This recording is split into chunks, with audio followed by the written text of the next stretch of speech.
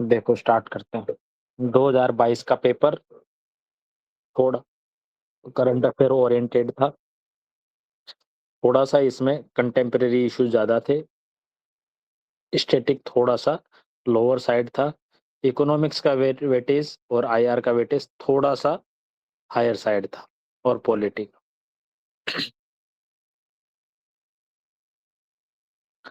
चलो भाई,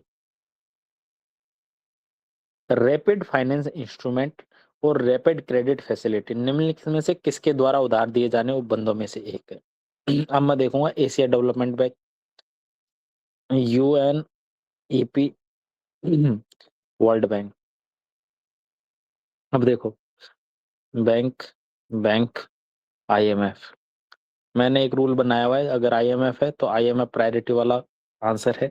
लेकिन यहाँ पे आप देखोगे ना, क्रेडिट फैसिलिटी की बात कर रहा है, रैपिड फाइनेंशियल इंस्ट्रूमेंट की बात कर रहा है, तो भाई रैपिड फाइनेंशियल और रैपिड क्रेडिट फैसिलिटी ना तो एडीपी देता है, ना वर्ल्ड बैंक देता है, और इसके तो जीईएफ वगैरह जैसे नाम थे, तो आपको इसका पहले से ही पता था, तो answer is b, easy elimination और बेसिक उससे। अब आपको कंसेप्ट पता होना चाहिए नीर और रीर का। नीर क्या होता है? भाई नॉमिनल एक्सचेंज रेट होती है कि विभिन्न देशों की 36 या 35 जितनी मुद्राएं हैं, उनसे अब आपका रुपये का क्या वैल्यू है। अगर रुपये का वैल्यू ऊपर जा रहा है, रुपये का वैल्यू डाउन जा रहा है, इंटू 36 करेंसी, उनका एक वैल्यू।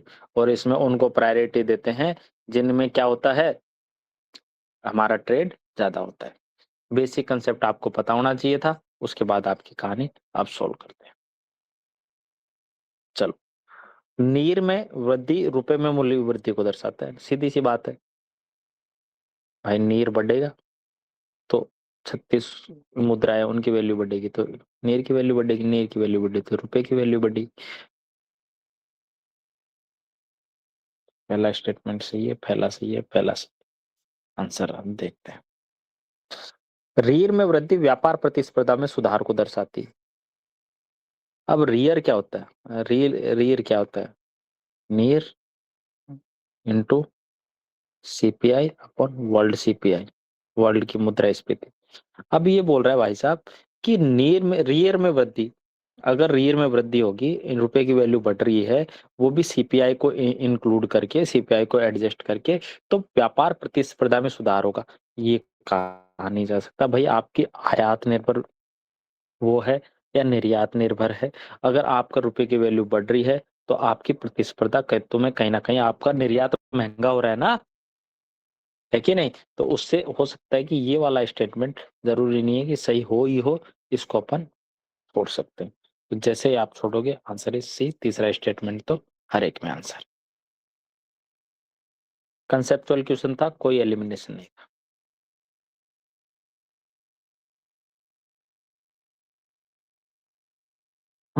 भारतीय अर्थव्यवस्था के संदर्भ में निम्नलिखित कथनों पर विचार कीजिए। यदि मुद्रास्फीति अत्यधिक हो तो भारतीय रिजर्व बैंक समन्वित रूप से सरकारी प्रतिभूतियां खरीद सकता है। अब देखो, इन्फ्लेशन है मार्केट में।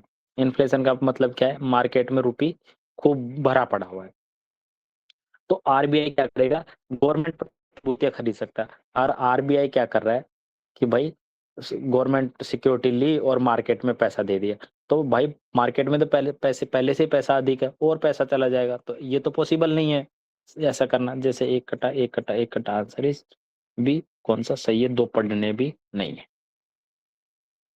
ये था टाइम बचाओ क्वेश्चन, टीबीक्यू। अरे समझ में आ रहा है? अरे टाइम बचा सकते थे इस क्वेश्चन में।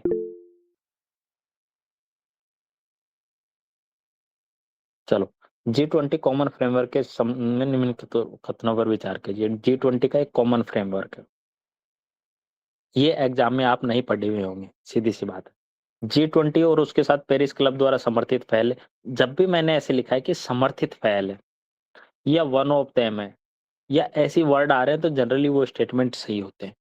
हालांकि इसमें G20 और दो ऑर्गेनाइजेशन है, लेकिन ये नहीं बोल रहा कि इनके द्वारा संचालित है, ये बोल रहा है उनके द्वारा समर्थित है। कोई चला कोई और है, उन्होंने उसको बैकएंड में सपोर्ट किया है। ठीक है? ये अधारणीय ऋण वाले निम्न आय देशों की सहायता देने की पहल है। इंग्लिश पढ़ते हैं। Initiative support low income countries with unsustainable डेब्ट। तो ये कहीं न कहीं एग्ज़ाम में आपको ये क्रॉस करने, अगर आपने सही नहीं किया तो इसको भी क्रॉस कर सकते हो और इसको भी क्रॉस कर सकते हो। तो ये जनरली रूल के हिसाब से तो neither one neither no two भी हो सकता है ये सवाल। गलत हो सकता है आसानी से।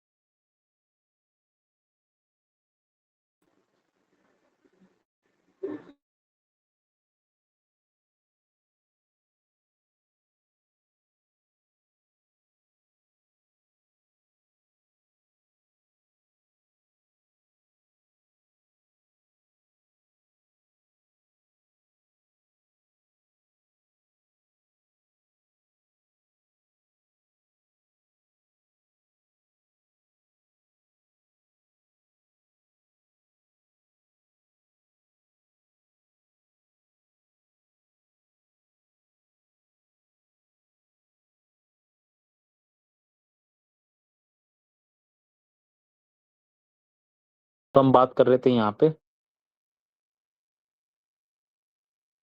ठीक है? तो वैसे तो आपका ये question neither nor not two पे चले जाओगे कि जी20 और पेरिस क्लब को ऐड करके, और अनसस्टेनेबल डेब्ट कौन देगा भाई आज के ज़माने में? सस्टेनेबल डेब्ट देगा। लेकिन इस टाइप के क्वेश्चन गलत होंगे तो उनकी टेंशन नहीं लेनी। लेकिन इस क्वेश्चन में एक पेच था। पेच ये था कि पहली चीज़ तो बोल रहा है कि ये इनिशिएटिव एंडोर्स्ड है। इस टाइप के वर्ड्स गलत कराने के लिए नहीं देता। इस टाइप के क्वेश्चन सही कराने में काम आते हैं। दूसरा, to support low income countries को तो सपोर्ट करेगा ही नहीं, करेगा ना भाई। विद अनसस्टेनेबल डेब्ट की बात कर रहा है। लेकिन कई बार क्या होता है कि वो क्या करते हैं कि बहुत महंगी अधारणीय ऋण वाले देश को निम्न आय देशों की सहायता देने के लिए पहले, ये ऐसा नहीं बोल रहा कि उनको ऐसा असाधारणीय ऋण देंगे। ये बोल रहा है कि निम्न इनकम वाले कंट्री है जो इस तरीके का लोन लेते हैं, उनको हम सपोर्ट करेंगे। ठीक है? तो इसका आंसर था सी, लेकिन आप लगा सकते थे डी। तो ये रिस्की क्वेश्चन था टोटल। इसलिए अच्छे से पढ़ना है भाई एग्जाम में। अब देखो, इन्फ्लेशन इंडेक्स बोर्ड इकोनॉमिक्स का क्वेश्चन है, आराम से पढ़ेंगे। देखो तीसरा स्टेटमेंट देखो, आईआईबी पर प्राप्त ब्याज साथ ही पूंजीगत लाभ कर योग्य नहीं है। निर्मला सीतारमण जी किसी को छोड़ सकती है कि वो उस पर टैक्स ना ले? ऐसा पॉसिबल है? नहीं भाई, कोई पॉसिबल नहीं। मोदी जी के ज़माने में आज किसी के लिए पॉसिबल नहीं है। बोल रहा है कि भाई साहब जो ब्याज तो उस पे तो टैक्स लेंगे ही लेंगे नहीं, और जो कैपिटल प्रॉफिट हुआ है ना, कैपिटल गेन टैक्स हुआ, वो भी नहीं लेंगे भाई। फ्री है, मौज करो तुम, ज़िंदगी जियो। आईआईबी ऐसा कोई प्रोविज़न नहीं है भाई। तीसरा काट दो आंसर ही। कूपन से कम कर सकती है, निवेशक द्वारा अनिश्चितता से सुरक्षा प्रदान करती है, जेनेरिक स्टेटमेंट है दूसरा। तो दूसरा तो पक्का सही है, तो दूसरा देख ले। ये कट गया था। फिर एक में कोई दिक्कत नहीं है, कूपन के द्रव पर कम कर सकती है भाई, कर सकती है एक। फिर ठीक था, तीसरा वैसे भी काट सकते थे। एलिमिनेशन लग गया। चलो, विदेशी स्वामित्व वाली ई कॉमर्स कंपनियों के संदर्भ में निम्नलिखित कथनों में कौन सा सही है? अब आपको ये पता होना चाहिए कि इन्वेंट्री बेस क्या होता है और मार्केट बेस क्या होता है। ये पता है कितने लोगों की ई कॉमर्स दो तरीके की होती है? पता है क्या? सब लोगों को पता होगा, मैं ये मान के चल रहा हूँ। इन्वेंट्री बेस वो होता है कि भाई साहब वो अपना खुद का माल भी बेचता है और मार्केट का माल भी बेचता है। मार्केट बेस क्या होता है कि वो ओनली मार्केट से माल उठाता है और उसको बेचता है। इसके लिए इन्वेस्टमेंट की अलग-अलग सीमाएँ पहले तय कर रखी थी और उसके अकॉर्डिंग इन्वेस्टमेंट होता है। चलो, अपने प्लेटफ़ॉर्म को बाजार स्थान के रूप में प्रस्तुत कर स्वयं के माल को विक्रय कर सकते हैं। नहीं भाई, मार्केट बेस कर दिया इसने, ये इन्वेंट्री बेस की बात कर रहा है, और मार्केट प्लेस अपना माल नहीं बेच सकते, गवर्नमेंट ने सीधा मना कर दिया था। ठीक है, अगर ये मार्केट बेस होता तो वो अपना माल बेच सकता था। वे अपने प्लेटफॉर्म पर किस अंश तक बड़े विक्रेताओं को स्वीकार कर सकते हैं, ये लिमिटेड है। ये बात सही है, लेकिन ये किसके लिए है? इन्वेंट्री वाले के, कि उनकी लिमिट फिक्स कर रखी है पहले से। ठीक है, और इनमें विदेशी स्वामित्व वालों का, इनका इन्वेस्टमेंट दोनों में किस लिमिटेशन है, उसकी भी लिमिट इन्होंने पहले से तय कर रखी है। तो पूरा कंसेप्चुअल क्वेश्चन है भाई, इसमें कोई एलिमिनेशन नहीं है। ठीक है, चलो भाई, अब देखो ये रियल सेक्टर का निर्माण, ये रियल सेक्टर आप कहीं नहीं पढ़े होंगे, तो भी दिमाग लगाओ कि रियल सेक्टर क्या होगा, जिसको हम छू सकते हैं, जिसको हम टच कर सकते हैं, उसी को रियल बोलेंगे। और जो एक डिजिटल वाला होगा उसको दूसरा बोलते होंगे भाई। चलो, किसान अपनी फसलों को काटना रियल सेक्टर, कपड़े की मिल कपास के सूते वस्त्रों में बदलना रियल सेक्टर बोल सकते हैं भाई इनको। किसी वाणिज्यिक बैंक द्वारा धनराशि उधार देना, उधार उधार देने के लिए क्या करेगा, डिजिटल भी तो पेमेंट कर सकता है। निकाय को बॉन्ड जारी करना, बॉन्ड भी और धनराशि भी। अब देखो, ओड वन आउट भी करोगे ना, तो आप या तो करोगे इसमें, देख दो चीज करोगे, ये दोनों एक जैसे हैं, ये दोनों एक जैसे। ये चीज मान रहे हो आप लोग? अरे रुचि समझ में आ रहा है तुम्हें? रुचि आ रही है कि नहीं? आ रही है ना रुचि? तो इन दोनों में से, हरिओम तेरा फोटो देख लिया भाई हमने, नाइकी का फोटो देख लिया, अब अपना कैमरा ऑन कर ले। ठीक है, तो क्या करेंगे, या तो ये दोनों होंगे या ये दोनों होंगे, साथ में तो होंगे नहीं, या तो एक दो होंगे या तीन चार होंगे, ये साथ में तो होंगे नहीं, तो आंसर इज। अरे तुम्हें समझ में आया कैसे किया मैंने सवाल?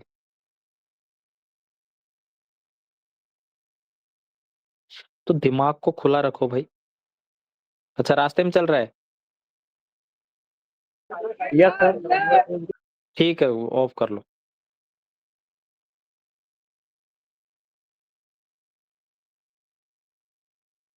ठीक है भाई, ये सवाल समझ में आ गया, सातवां एलिमिनेशन क्या लगा इसमें? कर सकते थे ना इसको ऐसे, दिमाग लगा सकते थे ना? चलो भाई, अप्रत्यक्ष अंतरण क्या है? इनडायरेक्ट ट्रांसफर, इनडायरेक्ट ट्रांसफर की बात कर रहा है भाई। ये कौन आया? शालिनी सिंह कौन है भाई?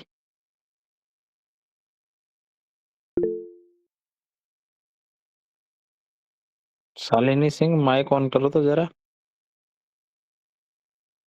एक ऑप्शन पढ़ो, इनडायरेक्ट ट्रांसफर क्या होता है?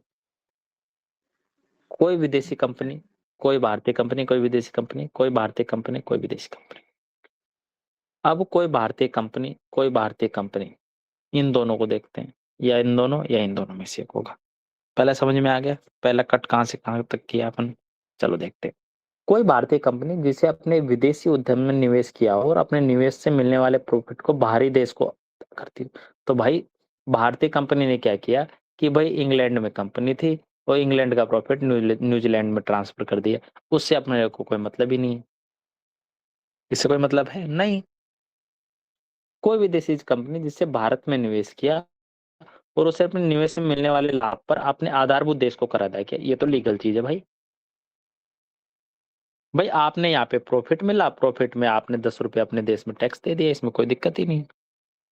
तीसरा, कोई भारतीय कंपनी जो अपने किसी बाहरी देश में मूर्त संपत्ति खरीदती है और उसके मूल्य बढ़ने पर उसे बेच देती है और प्राप्ति को भारत में अंतरित कर दे सकती है, तो इसमें तो क्या करेगा? भाई उसने प्राइस क्या किया कि 1 रुपये 10 रुपए की चीज खरीदी, वो 15 की हो गई। अब 15 की हो गई तो उसमें 5 रुपए का प्रॉफिट उसको होना ही था, और उसने उसने इस इंडिया में ट्रांसफर कर दिया, तो उसमें क्या दिक्कत है? वो तो लीगल है, वो तो लीगल है ना भाई। अगला देखो, कोई विदेशी कंपनी शेयर अंतरित करती है और अपने ऐसे शेयर भारत में स्थित परिसंपत्तियों में अपना वस्तुगत मूल्य व्युत्पन्न करते हैं। अब ट्रांसफर प्राइसिंग क्या होता है कि भाई साहब, कोई विदेशी कंपनी ने क्या कर दिया कि अपने शेयर खरीद रखे हैं यहाँ पे, इन शेयरों को दिखा दिया कि भाई साहब ऐसे है कि हमारे ये शेयर ना यूएस केमैन आइलैंड वाली कंपनी के थे और वो सारा प्रॉफिट इसने ट्रांसफर कर दिया।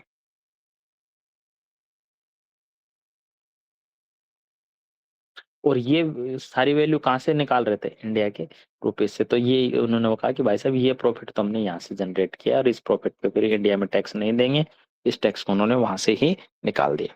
तो सीधी सी बात है, कंसेप्ट था इकोनॉमिक्स का, इसलिए मैंने बोला बेसिक कंसेप्ट था ये, तो थोड़ा एलिमिनेशन, थोड़ा दिमाग, आंसर आसानी से आ जाता।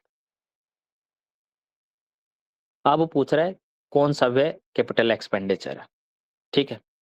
नई प्रौद्योगिकी करना कैपिटल एक्सपेंडिचर है।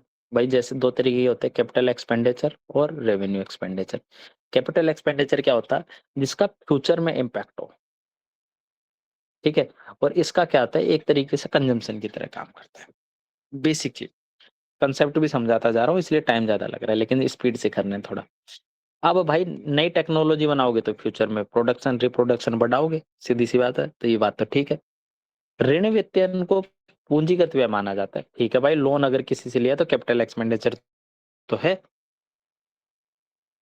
भाई। कैपिटल, अगर आपने किसी को लोन दे दिया या किसी से लोन ले लिया तो कैपिटल पार्ट हुआ ना, वो तो एक्सपेंडिचर हो, चाहिए इनकम हो।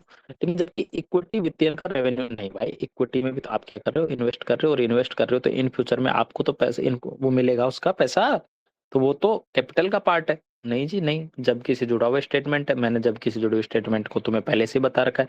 दो गलत, दो गलत, दो गलत, आंसर इज ए। एलिमिनेशन लगा, बेसिक कंसेप्ट थोड़ा सा पता होना चाहिए, बस तुम्हें ये पता होना चाहिए कैपिटल क्या होती है और रेवेन्यू क्या हो। क्लियर यहाँ तक की कहानी, चलो आगे। चलो, भारतीय अर्थव्यवस्था के संदर्भ में निम्नलिखित कथनों पर विचार कीजिए, कौन से सही है। घरेलू वित्तीय बचत का एक बड़ा भाग सरकारी अधिग्रहण में जाता है। जेनेरिक स्टेटमेंट है, ये भी नहीं बोल रहा 5% जाता है, 100% जाता है, ये बोल रहा है कि भाई साहब घरेलू बचत जितनी है ना, उसका एक एक हिस्सा किस में जाता है, ऋण अधिग्रहण में जाता है, ठीक है भाई, कोई दिक्कत नहीं है। नीलामी में बाजार संबंधी दरों पर जारी दैनांदिक दैनांकित प्रतिभूतियां आंतरिक ऋण का एक बड़ा घटक होती है। डेटेड सिक्योरिटी क्या करती है, जो इशू होती है वो मार्केट रिलेटेड रेट पर ऑक्शन फॉर्म में, ये लार्ज कंपोनेंट ऑफ इंटरनल डेब्ट। सही है भाई, डेटेड इंटरनल डेब्ट का एक बड़ा भाग है, वो डे टू डे सिक्योरिटी से पूरा होता है। सही बात है भाई, कोई दिक्कत ही नहीं है। ऐसा तो ये नहीं बोल रहा 5% होता है, 10% होता है, 25% होता है, ये बोल रहा है बड़ा घटक है। हाँ भाई, बड़ा घटक 15 हो गया, 20 हो गया, 25 हो गया, कितना भी हो सकता है। अरे इनके लिए कुछ पढ़ने की जरूरत थी, बेसिक कंसेप्ट पता होना चाहिए था कि आपको ये क्या होता है और ये क्या होता है। इसके लिए कोई ज्यादा दिमाग लगाने की जरूरत नहीं, कोई फैक्ट नहीं पूछ रहा, बेसिक कंसेप्ट पूछ रहा है। चलो भाई, कौन सा सही है, पॉलिटी का क्वेश्चन है। एच एन सान्याल समिति की रिपोर्ट के अनुसरण में न्यायालय के अवमानना नियम 1971 पारित किया गया था। पता नहीं भाई, लेकिन ये मुझे पता है कि 1971 में कोई पारित है अवमानना वाला। भारत का संविधान, वर्ड आ गया दिमाग में, पॉलिटी का पहला की वर्ड है। उच्चतम न्यायालय और उच्च न्यायालय को अपने अवमानना में दंड देने की शक्ति प्रदान करता है। हाँ भाई करता होगा, मैं भी पता नहीं। भारत का संविधान सिविल अवमानना और आपराधिक अवमानना को परिभाषित करता है। पकड़ा गया ना, चीटिंग करता है। परिभाषित करने के लिए इतना मैं इतना ठलुआ बैठा हूँ, चल निकल निकल। या तो ये होगा या ये होगा, एक और दो तो पक्का सी है। भारत में न्यायालय के अवमानना के विषय में कानून बनाने की शक्ति संसद में नहीं है, तो बेसिक स्टेटमेंट है, संसद में ही रहेगी, प्रेसिडेंट में तो आएगी नहीं ना। न्यायालय बनाएगा, न्यायालय बना सकता है अपने डिग्री के माध्यम से, ठीक है, लेकिन संसद में तो निहित है ही है। जेनेरिक स्टेटमेंट, इजी, लॉजिक और एलिमिनेशन, तीनों लग रहे हैं, कर सकते थे, सही है। निम्नलिखित कथनों पर विचार कीजिए, कौन सा सही है। सरकारी विधि अधिकारी विधिक फर्म अधिवक्ता के रूप में मान्यता प्राप्त है, ठीक है भाई। किंतु बट से जुड़ा हुआ स्टेटमेंट है, बहुत ज्यादा फैक्ट होंगे। कॉर्पोरेट वकील और पेटेंट न्यायवादी अधिवक्ता से मान्यता से बाहर रखेंगे, क्यों भाई। पेटेंट वाला जो न्यायवादी है उसको अधिवक्ता से क्यों बाहर रखा गया है। कितने सारे कोर्ट में केस होंगे जिनमें पेटेंट वालों की जरूरत पड़ती होगी, ठीक है, और उनको ही हम बाहर कर देंगे तो कैसे काम चलेगा। तो ये स्टेटमेंट तो गलत है, जबकि से जुड़ा हुआ है। और दो स्टेटमेंट है, बोर बार काउंसिलों की विधिक शिक्षा और विधि महाविद्यालयों में मान्यता के बारे में नियम अधिकृत करने की शक्ति है। हाँ भाई, बार काउंसिल है, कुछ तो काम करेगी। और वो उनके लिए नेम तो बना ही सकती है, उसमें पुराने जज वज रिटायर भी होते होंगे, वो एक्सपर्ट भी हैं, तो इतना तो काम उनसे ले सकते हैं। ले सकते हैं क्या उनसे इतना काम? अब मुझे मेरे हिसाब से ये अफर्मेटिव स्टेटमेंट है, इसमें कोई नेगेटिव कुछ लग नहीं रहा। मे बी इसका आंसर यही होना चाहिए। बाकी एक बार देख लेना आप, अगर कुछ चेंज है तो मुझे बता दो।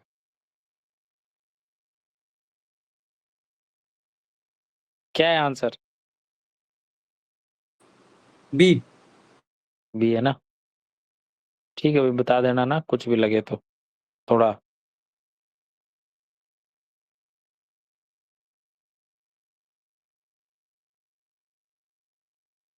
चलो भाई, नेक्स्ट चलते हैं। अरे यहाँ तक के सवाल समझ में आ रहे तुमको? कर सकते थे, इजी थे। चलो भाई, निम्नलिखित कथनों पर विचार कीजिए, कौन सा सही है। ये ये कोई सा भी रैंडम देखते हैं, ये पहला ही देख लेते हैं। किसी संविधान संशोधन विधेयक में भारत के राष्ट्रपति की पूर्व सिफारिश की अपेक्षा होती है? नहीं भाई, क्या बात कर रहा है। Answer is b, basic concept. Remaining statement नहीं पढ़ने। समझ रहे हो मेरी बात? चलें आगे?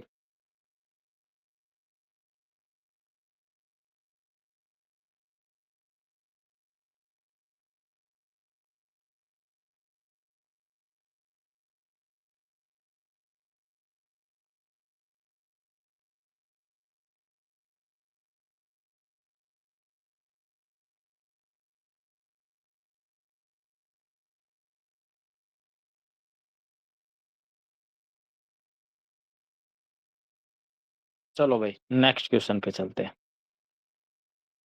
भारत का संविधान, अरे तेरी तो हट निकल। 4 श्रेणियों में मंत्री बनाता है, हाँ यही भट्टा है। कल से संविधान में इतनी सारी चीजें लिखूंगा। संघ सरकार के मंत्रियों की कुल संख्या प्रधानमंत्री सहित 15% से अधिक नहीं होती। नहीं, बात सही है। 91 कॉन्स्टिट्यूशन अमेंडमेंट है, दिल्ली के लिए 10% का रूल है।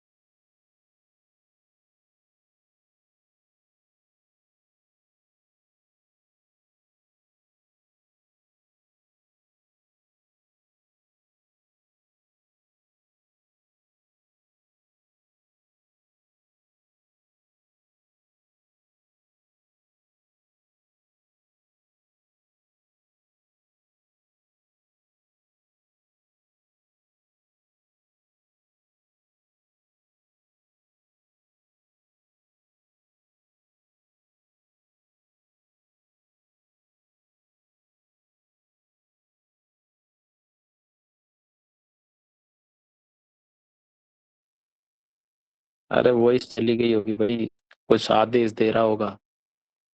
अब कोई ना कोई, अब ड्यूटी पे हूँ, कोई ना कोई ऑर्डर ले, बात डिस्कस करने आ जाता है। लोकसभा की अनन्य शक्ति क्या क्या है? चलो डिस्कस करते हैं। ये कर लिया ना? Sir is b, easy. आपात की उद्घोषणा का अनुसमर्थन करना? नहीं भाई। दोनों से, और 1 महीने के अंदर पास होनी चाहिए, 2/3 बहुमत से पास होनी चाहिए। संविधान संशोधन में ये सारी चीजें बता दी थी। एक काट दो, एक काट दो, एक काट दो, या तो 2 गए से या 3 सही है। चलो, एक नहीं पढ़ना है। राष्ट्रपति मन महाभियोग लगाना? नहीं भाई, दोनों सदन चाहिए। 3 काट दो, आंसर इज बी। जब भी एक काटना, छोटा स्टेटमेंट पढ़ लो। हो गया? टाइम कम लगा? अमित, शुलुलु, यस समझ सर। में आ रहा है? Yes sir. चलो, भारत में दल बदल विरोधी कानून के संदर्भ में निम्नलिखित कथनों पर विचार कीजिए, कौन से सही है। यह कानून विनिर्देश करता है कि कोई भी नाम निर्देशित विधायक सदन के नियुक्त होने के 6 माह के अंदर किसी राजनीतिक दल में शामिल नहीं हो सकता। देखो ये जोड़ दिया वर्ड ओनली, नहीं हो सकता। क्या हो सकता है भाई 6 महीने के अंदर। पहला स्टेटमेंट तो सही है, लेकिन अब गलत हो गया क्योंकि इसने नहीं जोड़ दिया। यह कानून कोई समाविधि नहीं देता जिसके अंदर पीठासीन अधिकारी को मामला निर्धारित करना था। बात तो सही है, आंसर इज बी, इजी। कोई इशू नहीं है, कंसेप्चुअल क्वेश्चन। ठीक है, इजी था ना। अरे तो बेसिक फैक्ट है, इतना तो पता होना चाहिए। भारत का महान्यायवादी और भारत का सॉलिसिटर जनरल ही भारत के एकमात्र अधिकारी जिन्हें भारत की संसद में बैठने की अनुमति है। क्या बात कर रहा है भाई दोनों के, अभी डंडा मारूंगा ना। हमको ही बना रहा है सुबह सुबह। एक काम मिला, 9:30 बजे आया आदमी पेपर लेके और बैठा है, बोल रहा है कि साहब सॉलिसिटर जनरल और वो महान्यायवादी 2 लोगों को ही सदन में बैठने की अनुमति है, बाकी फिर भी बेचारे इनको अधिकार दिया कैग वैग वालों को, ये क्या करेंगे, मर जाएं। भारत के संविधान के अनुसार भारत का महान्यायवादी अपना त्याग पत्र दे देता है और वह सरकार जिसकी नियुक्त किया था इस्तीफा देती है। अरे भाई साहब, भारत के संविधान ने में लिखा हुआ है कि भाई साहब ऐसे ऐसे कर दो, फिर से संविधान आ गया, रगड़ दो इसको तुरंत। आंसर डी, लॉजिक एलिमिनेशन जिंदाबाद। एक्सट्रीम वर्ड, नेगेटिव वर्ड और कॉन्स्टिट्यूशन वाला वर्ड। पॉलिटी में बता चुका हूँ ये सारी चीजें, 2021 का पेपर में सारी चीजें करवा चुका हूँ, कुछ भी ऐसा नहीं है जो बार बार बता रहा हूँ। भारत के न्यायालय द्वारा रिटों के बारे में कथनों पर विचार कीजिए, कौन सा सही है। बहुत डिस्प्यूटेड क्वेश्चन था। किसी प्राइवेट संगठन के विरुद्ध जब तक कि उसका कोई सार्वजनिक कार्य नहीं होता है अमेंडमेंट्स जारी नहीं होगा। सही है भाई, प्राइवेट व्यक्ति के लिए अमेंडमेंट्स नहीं जारी होगा। परमादेश उसी को दिया जाता है जिसके पास कुछ अधिकारिता हो, कुछ शक्ति हो, वो सरकार से फंडिंग ले रहा हो या सरकार के अधीन, सरकार के तहत काम कर रहा हो। ठीक है, किसी कंपनी के विरुद्ध भले ही वह कोई सरकारी कंपनी हो, परमादेश नहीं दिया जा सकता। एसेट्स तो दिया जा सकता है अगर कोई सरकारी कंपनी है और वो सरकार से फंडिंग प्राप्त कर रही है, उसके विधि अधिकारिता है। लेकिन यूपीएससी ने इस स्टेटमेंट को सही माना है कि उसके खिलाफ भाई साहब नहीं किया जा सकता। कोई भी पब्लिक माइंडेड व्यक्ति अधिकार को वारंट ऑडिट प्राप्त करने के लिए न्यायालय से आवेदन करने के लिए पिटिशनर हो सकता है। पर ये तो जेनेरिक स्टेटमेंट है। ठीक है भाई, को वारंट तो कोई भी जारी करा सकता है अधिकार पर, चाहे आपने किस अधिकार से ये अधिकार जारी किया। ऐसे इसका आंसर एग्जाम में आप 1 एंड 3 कर सकते थे, नेगेटिव स्टेटमेंट से इसको काट सकते थे, लेकिन इसका आंसर ये नहीं है, इसका आंसर है डी। फिर से ये एक टर्बुलेंस था आपके लिए, और ऐसे क्वेश्चन आएंगे। आप अगर 100 क्वेश्चन करोगे उसमें से 5 तो 5 वो क्वेश्चन होंगे जिनमें आपका जो लॉजिक है, जो आपने साल भर पढ़ा है, वो लगा के भी आपके क्वेश्चन गलत होंगे। लेकिन 20 क्वेश्चन वो होंगे जो आपके इस जो पुराने तरीके से सही भी होंगे।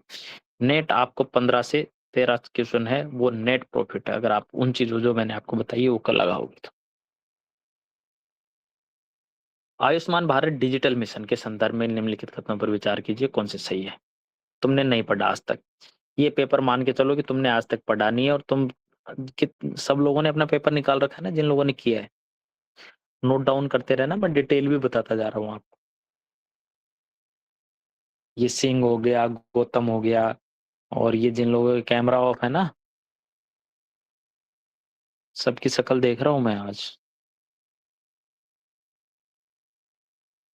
चलो, प्राइवेट अस्पतालों और सरकारी अस्पतालों को इसे अवश्य अपनाना चाहिए भाई, मैंडेटरी अपनाना चाहिए। इंग्लिश पढ़ते हैं, private and public hospital must adopted, must वाला वर्ड आ गया, चल निकल। क्यों करना चाहिए भाई, कोई मैंडेटरी थोड़ी है सबको अपनाने लेना चाहिए, दुनिया बदल दूंगा। क्योंकि इसका लक्ष्य स्वास्थ्य की सार्वजनिक व्याप्ति है, इसलिए अंततः अंत में भारत के हर नागरिक को इसका हिस्सा हो जाना चाहिए। चल निकलना भाई। न- अनिल अंबानी क्या करेगा इसका, तेरे 5 लाख तू अपनी जेब में रख और घूम, यही तो बोलेगा। चल निकल भाई, 2 गलत, 2 गलत, 1 3, एक पहले गलत हो गया, आंसर इस एलिमिनेशन। लॉजिक बिना पढ़े भी आपका काम हो जाएगा। इसलिए मैं बोल रहा हूँ जो गवर्नमेंट स्कीम के चक्कर में पड़े हुए उनके चक्करों में मत पड़ो यार, बहुत इजीली पेपर होगा, दिमाग खुला रखो बस। मैं इतनी इजी में पेपर करा रहा हूँ, तुम भी तो करो ना इस पेपर को इतनी इजी में। चलो भाई, लोकसभा के उपाध्यक्ष के बारे में बात करते हैं। लोकसभा के कार्य पद्धति और कार्य संचालन नियमों के अनुसार अध्यक्ष का निर्वाचन उस तारीख को होगा जो अध्यक्ष नियुक्त करे। बात तो सही है भाई, क्या दिक्कत है, मैं भी पता नहीं। ये आज्ञापक उपबंध है, इंग्लिश देखते हैं। दिस इज मैंडेटरी प्रोविजन, अरे ऐसा तो मैंडेटरी प्रोविजन कुछ है नहीं। That is election of the a candidate as deputy speaker of Lok Sabha shall be from the either the principal opposition party और रूलिंग पार्टी। ऐसा कोई मैंडेटरी प्रोविजन है? ना जी ना भैया, ऐसा कोई नहीं, कुछ बना नहीं रखा हम लोगों ने।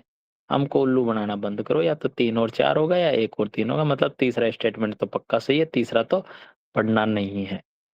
दोनों में ऑप्शन है ना? अरे ये तो कट ही गया दूसरा तो, ये भी कट गया दूसरा कटते।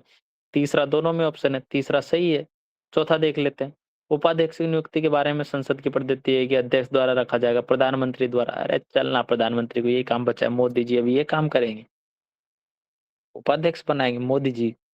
लेवल डाउन कर रहे हो मोदी जी। मोदी जी ममता से चुनाव जीतेंगे, झालमुड़ी खाएंगे मोदी जी, ऐसा काम करेंगे अभी?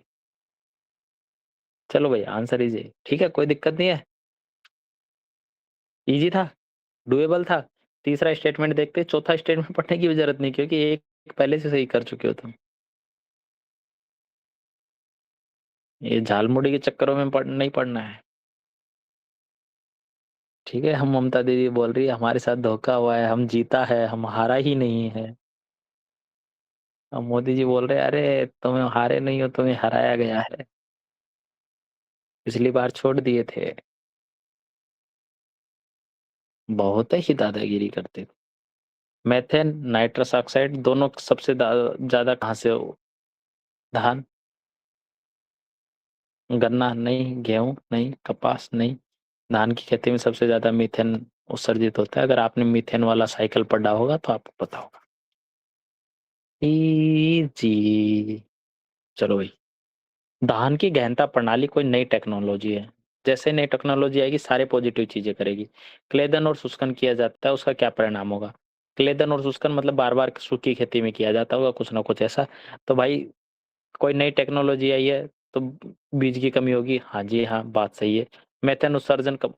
अब देखो, अगर तुमने मान लो तुम्हें इसका आंसर नहीं आता, इस क्वेश्चन का आंसर तुम्हें नहीं आता, ठीक है, तुम अगला क्वेश्चन पढ़ो। कृषि की धान गहनता प्रणाली, जिससे धान के खेतों में बारी बारी ये किया जाता है, उसके क्या परिणाम होगा? मीथेन का कम उत्पादन। मीथेन किससे ज्यादा होता है? मीथेन का कम उत्पादन किसकी? धान, धान। तुरंत आंसर दिया हुआ है उसने।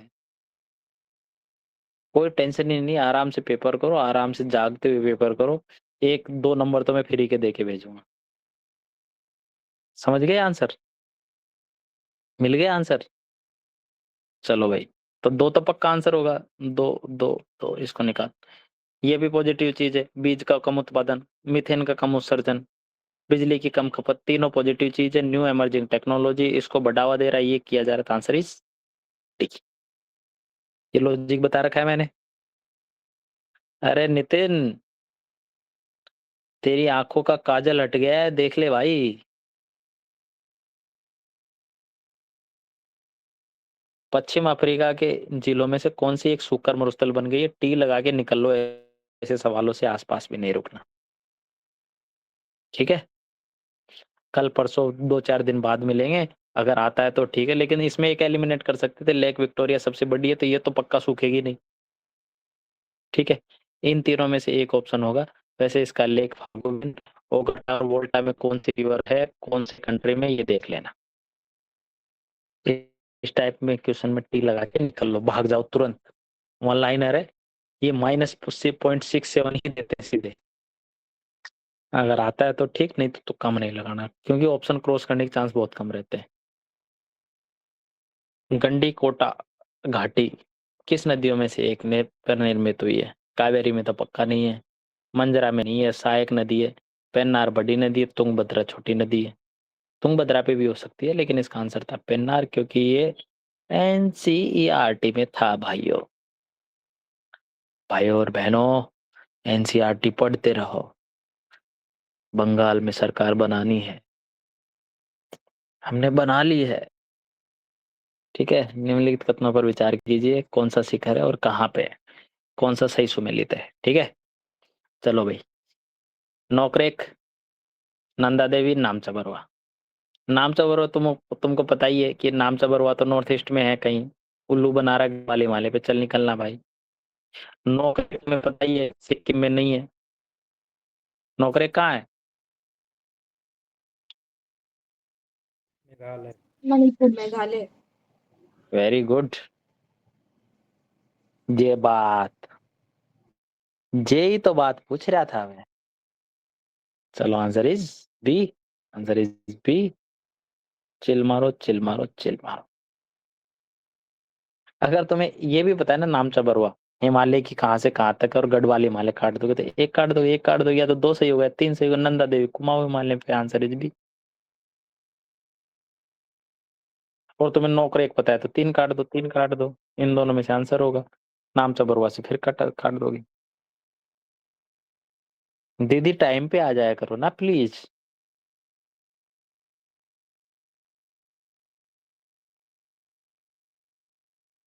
अब ऐसे मत बोलना कि मैं हमेशा गुस्से में ही बोलता हूँ, देखो कितने प्यार से बोला है। अक्सर समाचारों में सुनाई देने वाला लेवेंट, लेवेंट के लिए बोल रहा है, मोटे तौर पर किस क्षेत्र से संगत है? लेवेंट किसी क्षेत्र का नाम है, देखते हैं। पूर्वी भूमध्य सागरीय तट के पास का क्षेत्र, ये पूरा इतने तट की बात कर रहा है। उत्तरी अफ्रीका तट के पास मिस्र से मोरक्को तक का फैल, ये तो भाई इसी की बात होगी ना, इस वाले रीजन की। फारस की खाड़ी और अफ्रीका के हॉर्न ऑफ अफ्रीका, फिर इस रीजन की बात कर रहा है, तो दो तो आंसर होंगे नहीं, काट दो। भूमध्य सागर का संपूर्ण तटवर्ती क्षेत्र, तो इस रीजन की बात कर रहा है, तो भाई स्पेसिफिक रीजन होगा, आंसर ये। अरे तुम्हें बता पता लगा मैंने कैसे लॉजिक किया है इसमें? नहीं पता लगा? तो भैया नींद से जाग जाओ ना, 4 साल से क्या कर रहे हो? अब तो दीदी भी टाइम पे आने लगी है। उत्तरी अफ्रीका के तट के पास मिस्र और मोरक्को, ये मिस्र है, ये मोरक्को के आसपास का, ये रीजन की बात कर रहे हैं पहला। फारस की खाड़ी और अफ्रीका के हॉर्न ऑफ अफ्रीका, ये वाले रीजन की बात कर रहा है अफ्रीका। भूमध्य सागर का संपूर्ण तटवर्ती क्षेत्र, ये पूरा उसने ले लिया। पूर्वी भूमध्य सागर तट का क्षेत्र, इस रीजन की बात कर रहा है। अब मुझे बताओ ये दोनों तो कॉमन है, अगर ये होगा तो ये भी होगा, होगा ना? और इसमें तो पूरा एरिया ले लिया है इसने, तो फिर उसको लेवेंटर क्षेत्र क्यों बोलते हो, उसको भूमध्य सागर क्षेत्र बोल दो। ऐसा नहीं हो कि 4-5 कोल घर है तो इसको कोल घर क्यों नहीं बोल दो, कॉलोनी क्यों नहीं घोषित कर देते, जिला घोषित कर दो इसको, राजपाल यादव बोलता नहीं है उसमें।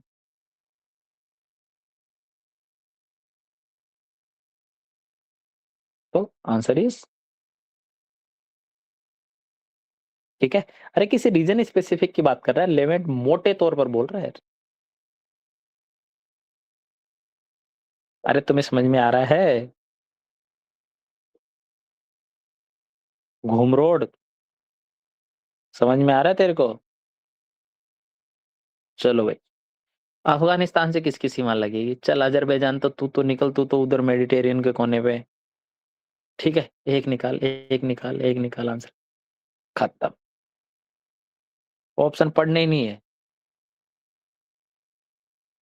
कितने सेकंड में हो गया? अब ये सवाल ऐसे करने के तरीके वो लोग ध्यान दें जिनको 2 घंटे लगते हैं पेपर पढ़ने में। इस सर मेरा तो आज की पेपर से खत्म नहीं हो रही, पेपर नहीं खत्म हो रहा। इजी पेपर आता है एकदम, कौन सा सही है? चौथा ऑप्शन देख लेते हैं चारों में क्या है।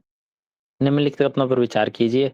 भारत में केवल सरकारी निकाय मोनोजेट संसाधन निर्यात कर सकते हैं, बात तो सही है, चौथा तो सही है, इसको हटा दो। तीसरा देखते हैं।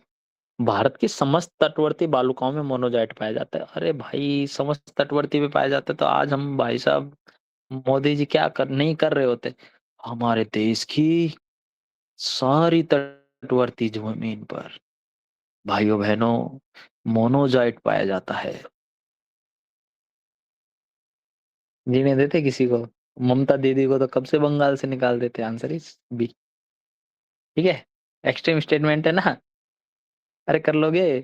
वो ऐसे नहीं बोल देते, और रिकॉर्डिंग हो रही है भाई, यूट्यूब पे जाएगी, कोई ज्यादा मत कर देना, मैं मुझे कंट्रोल करना पड़ेगा, ठीक है।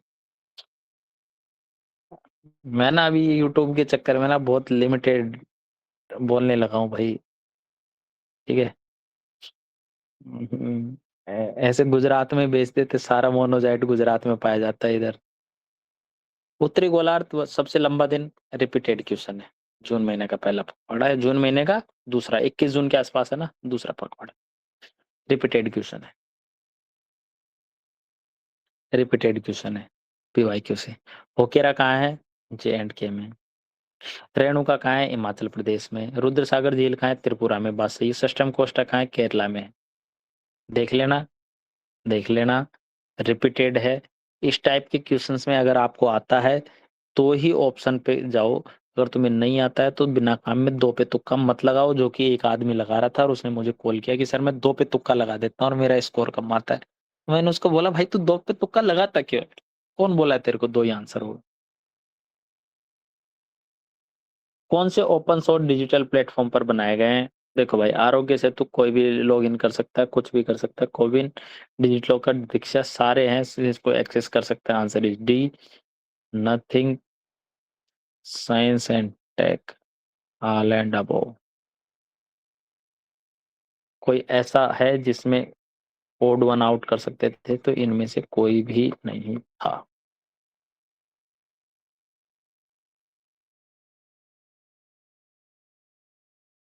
अभी सबके लिए है, आरोग्य सेतु सबके लिए, सब पे पासवर्ड लगाया जा सकता है, सबको एक्सेसिबिलिटी। ओपन सोर्स है, उसमें कोई भी कंटेंट डाल सकता है। ओपन सोर्स का मतलब क्या है वो और देख लेना। वेब 3.0 का क्या लाभ होगा भाई साहब? कौन से सही है? 3.0 व्यक्ति स्वयं के आंकड़ों पर नियंत्रण कर सकता है। हाँ भाई, अब तुम्हें 2.0 पता होना चाहिए, 1.0 पता होना चाहिए, 3.0 पता होना चाहिए। इसको बोलते हैं डिसेंट्रलाइज और democratic web.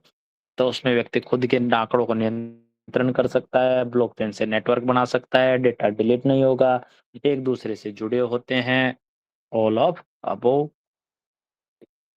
Science and tech, all on above. कोई भी ऐसा एक्सट्रीम स्टेटमेंट नहीं है जिसको हमें क्रॉस करने की जरूरत पड़े। कर सकते थे। अरे गर्दन तो हिला दिया करो। Software as a service. अभी किस पे बात कर रहे हो आप? गूगल मीट पे? ये क्या है? Software as a service. Gmail क्या है? Software as a service.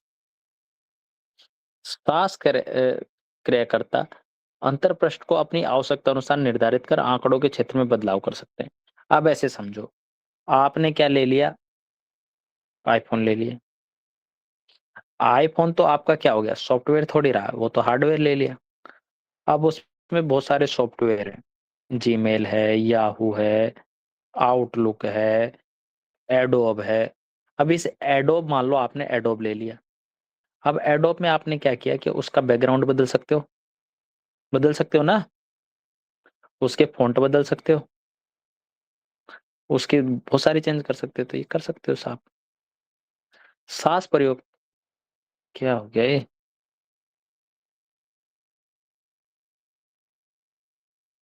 Network चला गया है यार, ये इशू हो रहा है।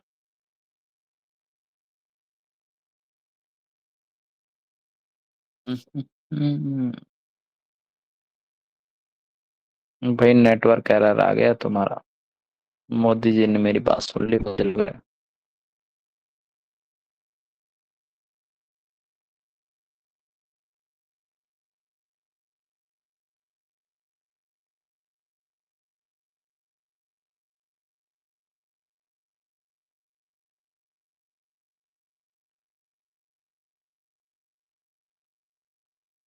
यार नेटवर्क में एरर है भाई।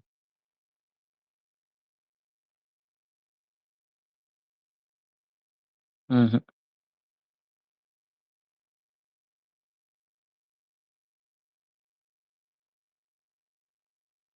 ठीक है।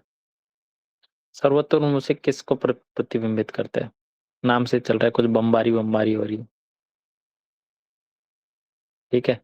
उसकी कोई प्रभाजी कक्षा, अलग अलग कक्षाओं में।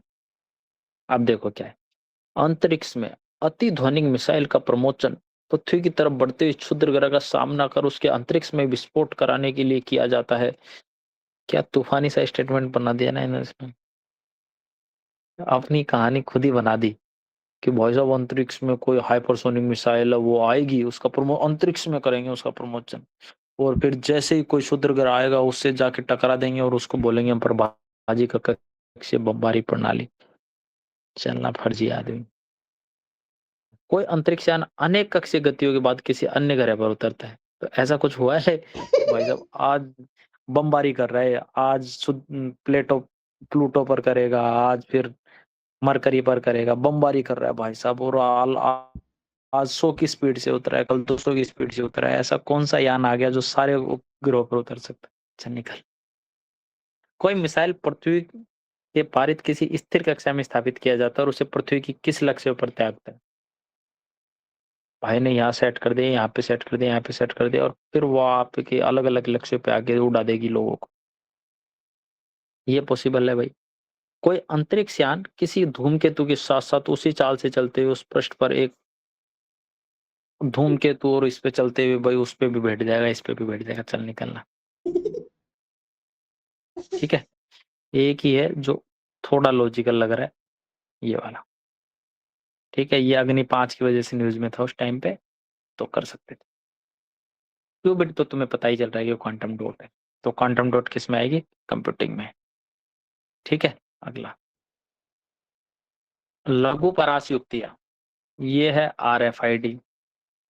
ये तो तुम टोल पे देख ही चुके हो। Answer is right. Close circuit television, नाम से पता चल रहा है, क्लोज सर्किट टेलीविजन नाम से पता चल रहा है, तो लघु परास होगी। बेतार क्षेत्र, स्थानीय क्षेत्र बोल रहे थे, कोई स्थानीय बोल रहा है, लोकल क्षेत्र बोल रहा है। नाम से अपने अपने नाम हर जगह बताता जा रहा है। भाई साहब निकट परिपथ है, स्थानीय क्षेत्र है, और RFID तो तुमने पढ़ा ही हुआ। Answer is D. इजी। अरे समझ में आया कैसे किया? टर्मिनोलॉजी से कर लिया हमने। कौन सा सही है? बायोफिल्म मानव ऊतकों के भीतर चिकित्सा के अंतरोप पर कर बन सकती है। भाई बात बोल रहे हैं बायो जैव परत की बात कर रहे हैं, बायोफिल्म बन सकती है भाई मानव ऊतकों के ऊपर। जैव परत खाद्य पदार्थ और खाद्य प्रसंस्करणों की सतह पर बन सकती है, बन सकती, क्यों नहीं बन सकती? बायोफिल्म तो बन ही सकती है भाई। बायोलॉजिकल रिएक्शन तो संभव ही है। जैव परत एंटीबायोटिकों को दर्शा सकता है, हाँ भाई दर्शा सकता है। जैव परत कुछ भी कर सकती है। सकती है, सकती है, सकती है। एक्सट्रीम वर्ड है? नहीं। अलग से हवा में ऑप्शन बनाया है? नहीं। तो सब कर सकती है। साइंस है। जब तक ऐसा एक्सट्रीम वर्ड हो तब तक दुनिया नहीं बदलनी। प्रोबायोटिक्स के बारे में देखते हैं। प्रोबायोटिक जीवाणु इष्ट दोनों से बने होते हैं। हवाई दोनों से बने हो सकते हैं, क्या दिक्कत है? प्रोबायोटिक खाए जाने वाले पदार्थ में होते हैं, किंतु वे नैसर्गिक रूप से हमारी आहार नली में नहीं पाए जाते। तो ये लिखा क्यों है? तो जैन भाई बताओ।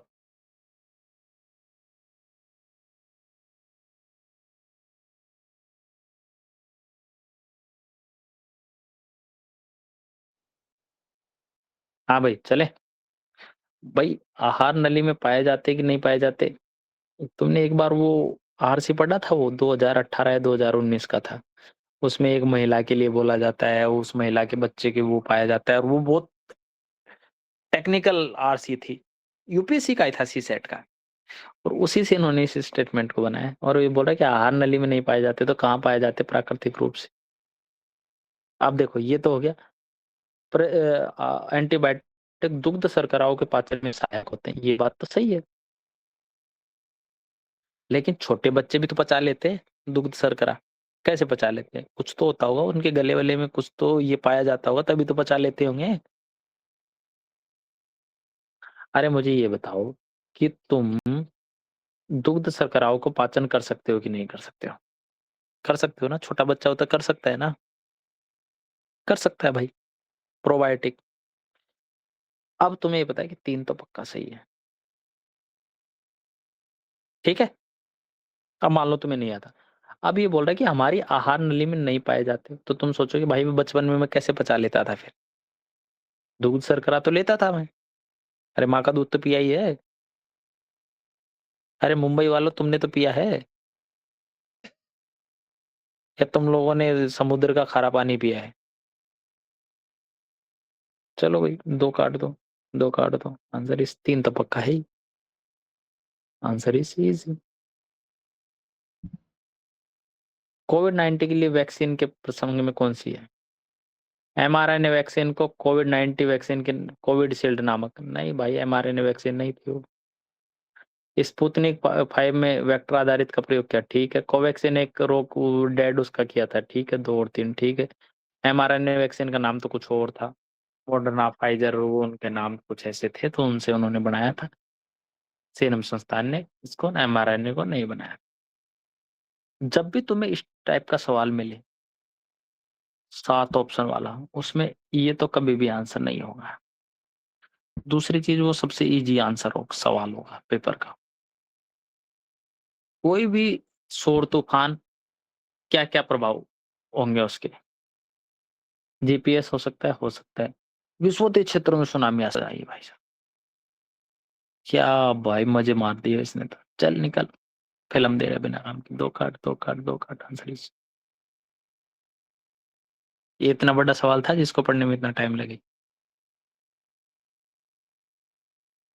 तो स्मार्ट पेपर पढ़ो भाई मित्रों, भाइयों बहनों, स्मार्ट पेपर पढ़ने की तरीकों पर ध्यान दो, तभी बंगाल में सरकार बनेगी।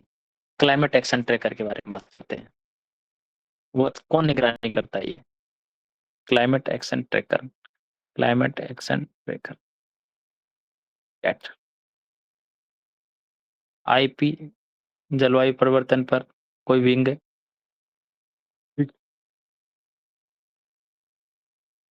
यूएन है, जलवायु परिवर्तन पर संयुक्त राष्ट्र ढांचे के तहत कोई समिति है?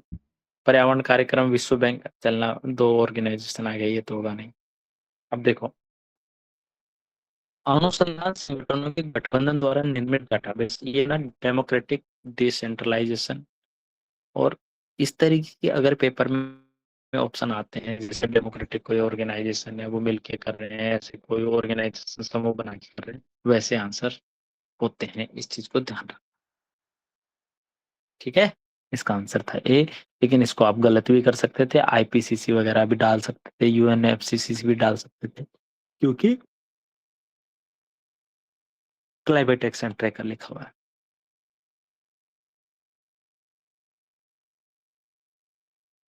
अब ये मजेदार सवाल है।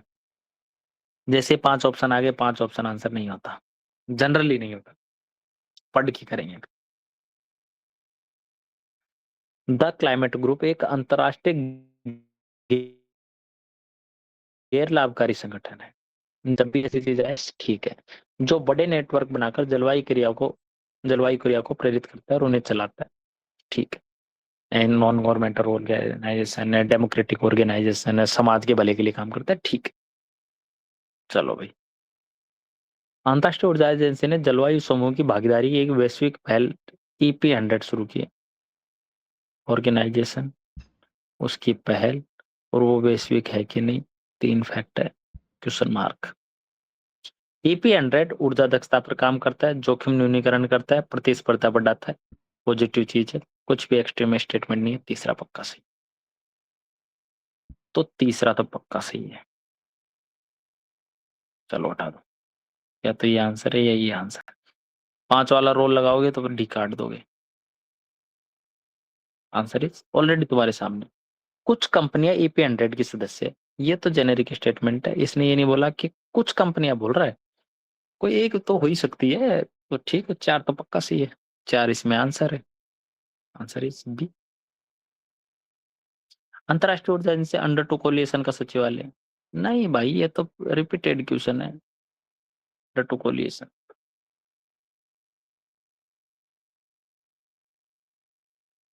हाँ। वर्षावन फेफड़े की तरह काम करता है, तो आर्द्रभूमि गुर्दे की तरह काम करती है। किडनी क्या करती है? किडनी करती है भाई साहब कि अवसाद का संतुलन करती है, मृदा स्थिरीकरण करती है और उसके में भूमिका निभाती है। बाकी देखो, जल चक्र का सतही अपवाह, मृदा हस्तांतरण और वाष्पन शामिल होते हैं। वाष्पन का कोई रोल है नहीं। शैवालों का पोषक जल निकलना, जलवायु भारी धातु और पोषक तो नहीं भाई, ऐसा कुछ नहीं करती जलवायु। भारी भारी धातुओं का अवशोषण थोड़ी कर लेती है आर्द्र भूमियां, वो तो बने रहते हैं। अब ये सवाल कौन करेगा तुम में से, मुझे ये बता दो। वन ऑफ द डी था इजीएस्ट उसका सवाल। सर, डी डी था उसका। क्या डी है आंसर इसका? क्या है इसका आंसर? डी। डी। ये तो भाई इसको ये बोला देख ना। लेना फिर। तो ये भारी धातुओं का तो मुझे नहीं पता ये कैसे करेगी, मैं तो एक्सट्रीम करके काट देता हूँ भारी धातु एग्जाम कंडीशन में, लेकिन आप इसको रट लेना भाई, ये कर सकता है। ठीक है, मेरा गलत है, मेरा कंसेप्ट गलत हो गया, मैं तो ऐसे ही कर दूं, मुझे नहीं पता उसका आंसर।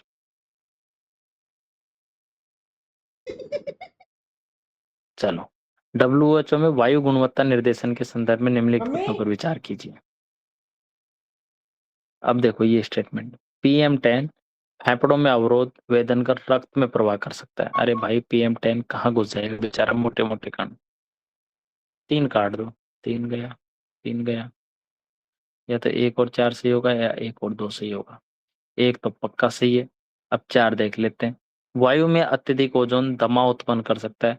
हाँ भाई कर सकता है, 1 और 4 ठीक है। किसी वर्ष में ओजोन प्रदूषण उच्चतम स्तर प्रतिकूल मौसम के दौरान होता है। नहीं भाई, प्रतिकूल मौसम के दौरान कैसे हो जाएगा, जरूरी नहीं है ना किस मौसम में होगा। तो answer is 1 and 4, easy elimination doable.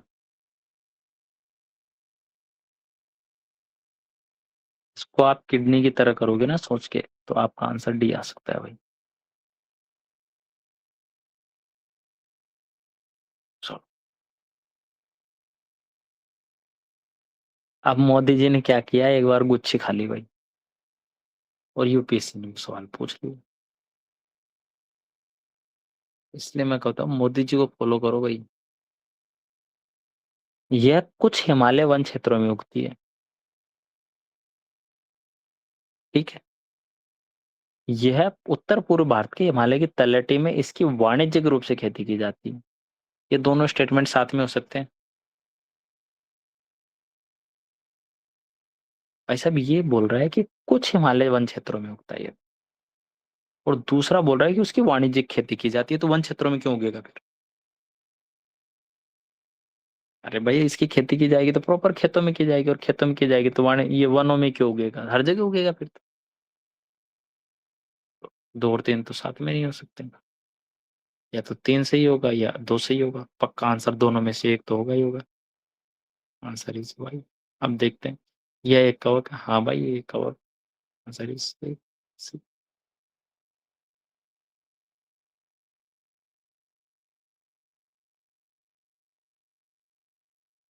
ठीक है।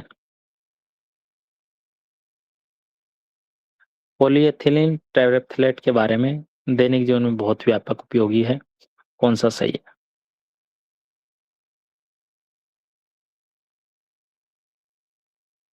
ये भारत मिश्रा कौन है भाई?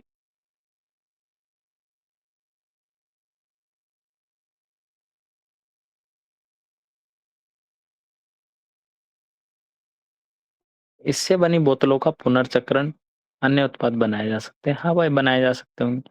इससे बनी वस्तुओं का भस्मीकरण द्वारा बिना ग्रीन हाउस गैस उत्सर्जन के आसानी से निपटान किया जा सकता है। क्या ऐसा पॉसिबल है?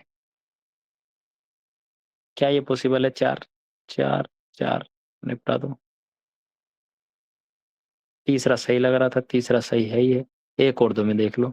इससे बने पात्रों को किसी भी मादक पे, अरे किसी भी मादक पे, अरे भाई दारू हर जगह नहीं पी सकते। स्टील के गिलास में दारू नहीं पी सकते, ऐसे किसी पात्र के लिए उपयोग नहीं किया जा सकता। 2 काट दो, 2 काट दो। ठीक है।